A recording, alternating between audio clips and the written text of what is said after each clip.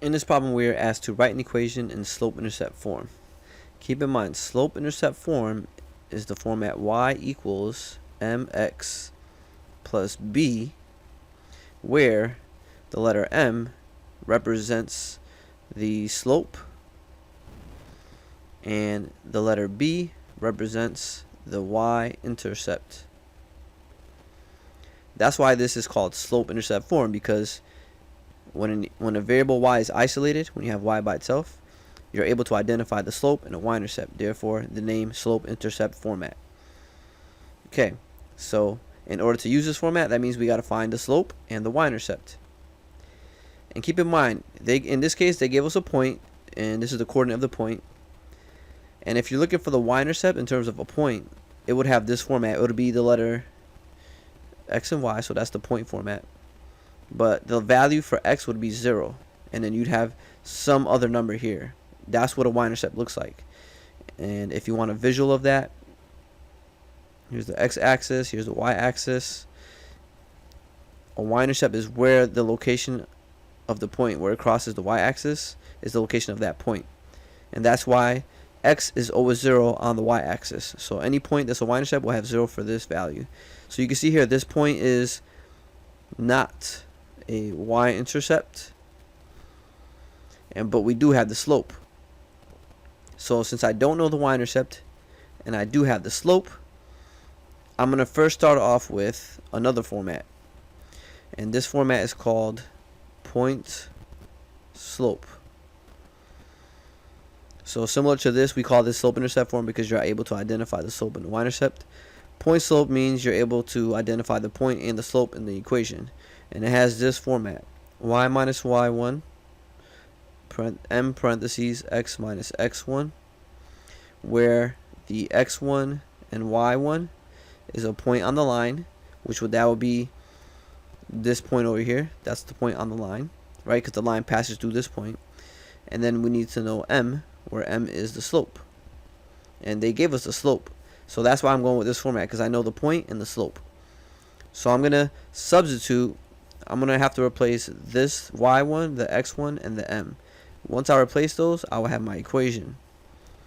So let's do that. So I'm going to put y minus, and keep in mind the y1 value, let me write down the point over here. So it's x1, y1.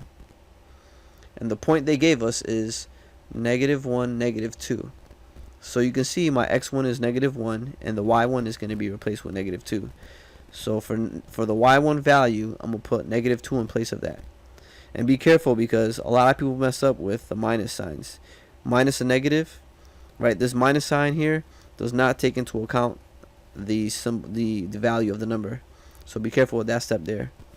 Then I put equals m, my slope. In this case, they gave it to me over here, is -5, so I'll replace that there.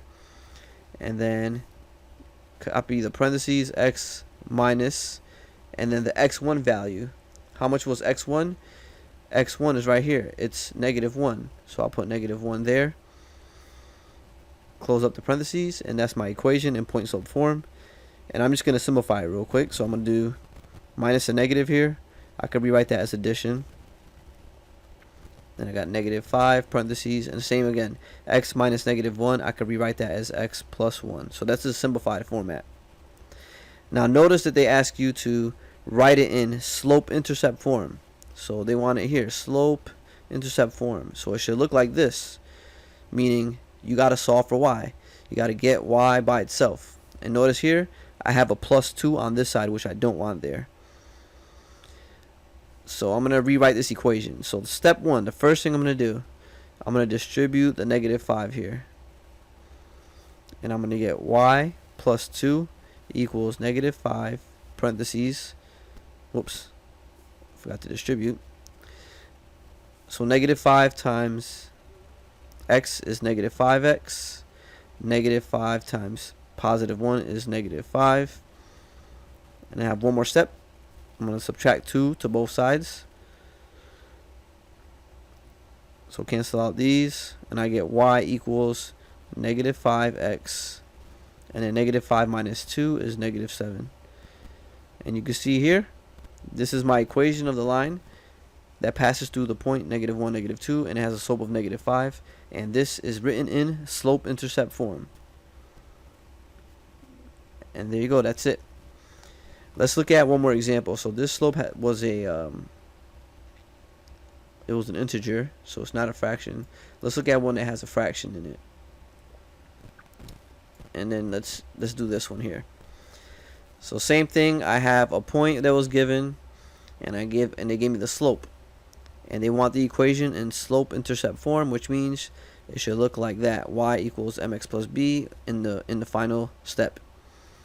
So again, since I know the point and I know my slope, I'm going to use point slope format, which starts off like that: y minus y1 equals m parentheses x minus x1. And just to organize my work, the point they gave me was 6, 7, and that's going to represent the x1, y1 in my equation. So this is my x1, y1 that I'm going to replace. And they also gave me the slope of 4/3, which means that's going to be my m is 4/3 in my equation. So I just got to replace this y1 over here, the m, and the x1. So I'll do that now. So I'll do y minus, I go now, okay, what's y1? Y1 is this number here, 7. So I'll replace that with a positive 7 equals, and then m was over here, 4/3. So 4/3. Then I put parentheses x minus, and then x1. What was x1? X1, I labeled it over here, is the value 6. So I'll replace that in there. So notice in this one that we substituted positive numbers in here. I don't have like a minus and negative. But if I look back at the other one that we did, you see how I have y minus y1. It was y minus, and then my y1 in this case, you can see y1 is -2. So that's why I had to put -2 in this case. So I just want you to notice those two differences there when you substitute a negative versus a positive number.